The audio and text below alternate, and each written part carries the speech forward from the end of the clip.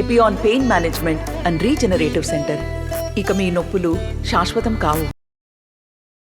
రాష్ట్ర ప్రభుత్వం మీద గత కొంతకాలంగా రాష్ట్ర వ్యాప్తంగా సర్పంచ్లు వైసీపీ పార్టీ సహా అందరు సర్పంచ్లతో కూడా ఈ రాష్ట్ర ప్రభుత్వం నిధులు కాజేసింది. నిధులు మాకు రావాల్సినటువంటి స్థానిక సంస్థలకు ఇవ్వకుండా దొడ్డిదారిన వేరే మార్గంలో మళ్లించారనేసి గత కొంతకాలంగా ఆందోళన చేస్తున్నారు. అయితే మే 1వ తేదీన బహిరంగంగా చర్చ పెట్టబోతున్నారు. ఆర్థిక శాఖ మంత్రి మా నిధులు కొట్టేశారని. ఆ నేపథ్యంలో మనతో మాట్లాడడానికి సర్పంచుల సంఘం రాష్ట్ర ప్రధాన కార్యదర్శి బిరు ప్రతాప్ రెడ్డి ఉన్నారు. సార్ చెప్పండి, ఎందుకోసం మే 1వ తేదీన మీరు బహిరంగ చర్చ పెట్టబోతున్నారు?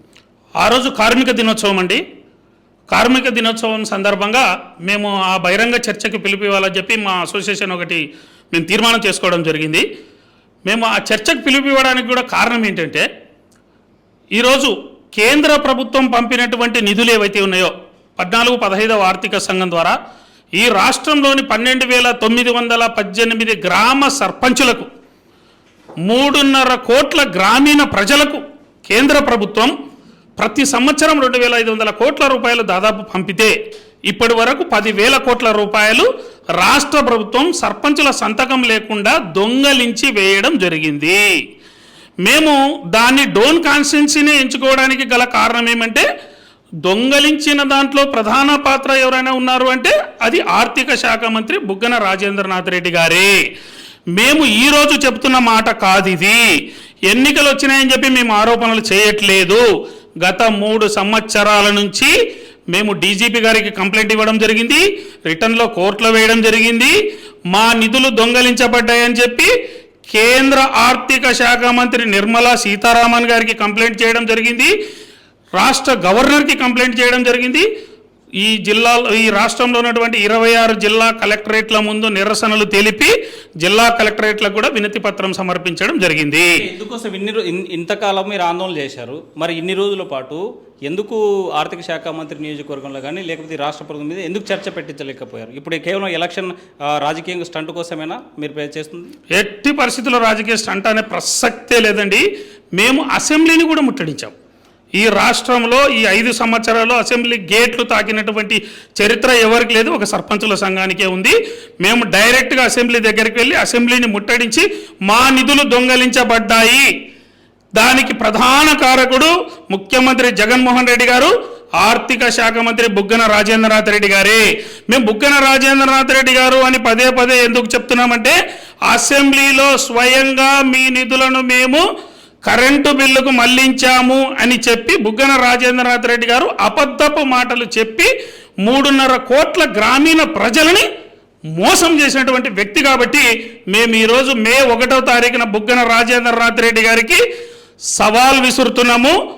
మీరు మీ డోన్లో ఉన్నటువంటి మహాత్మా గాంధీ గలలు కన్న గ్రామ స్వరాజ్య సాధన లక్ష్యంగా పనిచేస్తున్నటువంటి ఆంధ్రప్రదేశ్ పంచాయతీరాజ్ ఛాంబర్ మరియు రాష్ట్ర సర్పంచుల సంఘం ఆధ్వర్యంలో మా రాష్ట్ర కమిటీ, మా జిల్లా కమిటీ 175 నియోజకవర్గాల నుంచి ఉమ్మడి కర్నూలు జిల్లాలో ఉన్నటువంటి 14 నియోజకవర్గాల నుంచి మేము చర్చకు రావడానికి మేము సిద్ధంగా ఉన్నాము. ముందు మీ నియోజకవర్గంలో బుగ్గన రాజేంద్రనాథ్ రెడ్డి 10 సంవత్సరాలుగా ప్రాతినిధ్యం వహిస్తున్న డోన్ నియోజకవర్గంలో ఉన్నటువంటి సర్పంచులని పార్టీలకు అతీతంగానే స్పష్టంగా ఎందుకు చెప్తున్నామంటే, మాకి పార్టీలు ఉండవు, సర్పంచులు రాజకీయాలకు అతీతంగా ఎన్నుకోబడినటువంటి వ్యక్తులు. మీ నియోజకవర్గంలో ఉన్నటువంటి సర్పంచులు ఎవరైతే ఉన్నారో వాళ్ళందరినీ పిలవండి, వాళ్ళే మీకు బుద్ధి చెప్పడానికి సిద్ధంగా ఉన్నారు. మీ పార్టీ సర్పంచులే సిద్ధంగా ఉన్నారు. ఎందుకంటే వాళ్ళ జోబులో నుంచి కూడా కన్న కొడుకు జోబులో ఏ విధంగా అయితే దొంగతనం చేసినావో ఆ విధంగా నీ సొంత సర్పంచులు నిన్ను నమ్మి నీ ఎంట తిరిగి నీ జెండా బట్టి నీవు ఎమ్మెల్యే కావడానికి, మంత్రి కావడానికి కారకులైనటువంటి మీ సర్పంచుల జోబులో నుంచే నీవు నిధులు దొంగలించావు. నీకు నిజంగా నువ్వు చెప్పాలనుకుంటే, నీకు అంత ధైర్యం ఉంటే, నీవు అంత చర్చకు సిద్ధమైతే నీ నియోజకవర్గంలో సర్పంచులను కూడా పిలవమని చెప్పి ఈరోజు నేను బహిరంగంగా బుగ్గన రాజేంద్రనాథ్ రెడ్డి గారికి సవాల్ విసురుతాను. మీరు మే 1వ తారీఖు ఎంచుకోవడానికి గల కారణం ఏమంటే, ఇన్ని వేల కోట్ల రూపాయలు దొంగతనమైనాయి కాబట్టి, ఎంతోమంది కార్మికులు అన్యాయం అయిపోయినారు కాబట్టి మేము మే 1వ తారీఖు ఎంచుకోవడం జరిగింది. కాబట్టి బుగ్గన రాజేంద్రనాథ్ రెడ్డి గారు మీరు సిద్ధంగా ఉండండి. మేము రాష్ట్రంలో ఉన్న 12,918 గ్రామాలలో మీరు చేసినటువంటి అన్యాయాన్ని, మీరు చేసినటువంటి దొంగతనాన్ని, మీరు చెప్పినటువంటి అబద్ధపు మాటలని 3.5 కోట్ల గ్రామీణ ప్రజలకు వివరించాలని చెప్పి మేము సిద్ధంగా ఉన్నాం. మీరు చర్చకు వస్తే మేము రావడానికి సిద్ధంగా ఉన్నాం. మీరు వచ్చినా రాకపోయినా మే 1వ తారీఖు మహాత్మా గాంధీ గారికి దండేసి మేము అక్కడ ఉంటాం. మీకు సవాల్ విసురుతున్నాం ఈరోజు. మీరు చెప్తున్నటువంటి గాంధీ కళలు కనేటువంటి గ్రామ స్వరాజ్యం కోసమే ఈరోజు సచివాలయాలు పెట్టారు. సచివాలయాల ద్వారా అభివృద్ధి జరిగింది. సచివాలయాల ద్వారా సంక్షేమ పథకాలు కూడా ఇల్లుకు తలుపు తట్టించేటువంటి పరిస్థితి ఉంది. సచివాలయాల ద్వారానే అభివృద్ధి జరిగిందని ప్రభుత్వం చెప్తుంది కదా. మరి ఇక్కడ సచివాలయాలకి గ్రామ పంచాయతీ కూడా తేడా ఏంటి అసలు? రాజ్యాంగం చదివింటే తెలుస్తుంది వాళ్ళకి. గాంధీజీ కలల కన్నా గ్రామ స్వరాజ్యం అంటే 73, 74 రాజ్యాంగ సవరణ ప్రకారం ఆర్టికల్ 243G 11వ షెడ్యూల్లో 29 అంశాలను గ్రామ సచివాలయాల ద్వారా ఆ యొక్క గ్రామీణ వ్యవస్థకు అప్పచెప్పి అక్కడి నుంచే ఇది ప్రభుత్వాన్ని నడపాలి. అటువంటిది ఎక్కడ సచివాలయము, ఎక్కడ గ్రామ స్వరాజ్యం? అసలు గ్రామ స్వరాజ్యానికి వ్యతిరేకంగా భిన్నంగా ఈ రాష్ట్ర ప్రభుత్వం వ్యవహరిస్తుంది. అసలు సచివాలయం అనేది విధానం అది కాదు. సచివాలయ విధానాన్ని ప్రవేశపెట్టమని చెప్పిన అడిగినటువంటి మొట్టమొదటి సంస్థ మాది. అసలు యాక్చువల్గా మేమేం సొంతంగా అడగట్లేదు.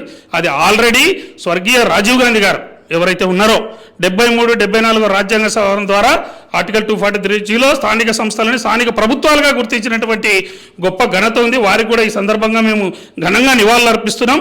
కాబట్టి మేము ఒకటే చెప్తున్నాం, మీరు పూర్తిగా రాజ్యాంగానికి వ్యతిరేకంగా పనిచేస్తున్నారు.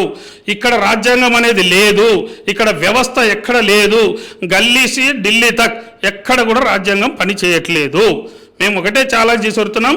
సచివాలయ వ్యవస్థ మీద కూడా మేము సిద్ధం. ఫైనల్గా మీరు ఏం చెప్పదలుచుకున్నారు? ఇప్పుడు ఒకవైపు ప్రభుత్వం, ముఖ్యమంత్రికి నిర్ణయం తీసుకునేటువంటి అధికారం లేదు, రాష్ట్ర ఆర్థిక శాఖ మంత్రి కూడా ఆ రకంగా మీకు సమాధానం చెప్పేటువంటి పరిస్థితి లేదు. ఏం చెప్పాలనుకుంటున్నారు? ప్రజలకు వివరిస్తాం, రేపు చూస్తాం వాళ్ళు ఏం చెప్తారో. మేము 1వ తారీఖు వస్తామని చెప్తున్నాం కదా.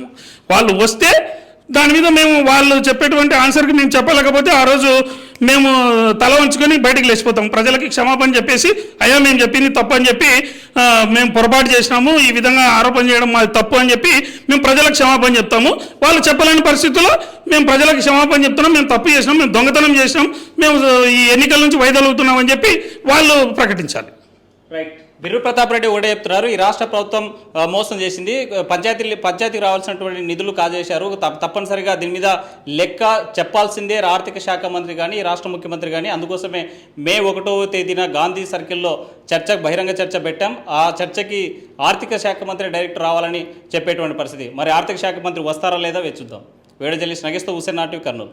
మరిన్ని వీడియోస్ కోసం ఛానల్ ని సబ్స్క్రైబ్ చేయండి. లేటెస్ట్ అప్డేట్స్ కోసం వాట్సాప్ ఛానల్ ని ఫాలో చేయండి. అండ్ లింక్ డిస్క్రిప్షన్ లో ఉంది.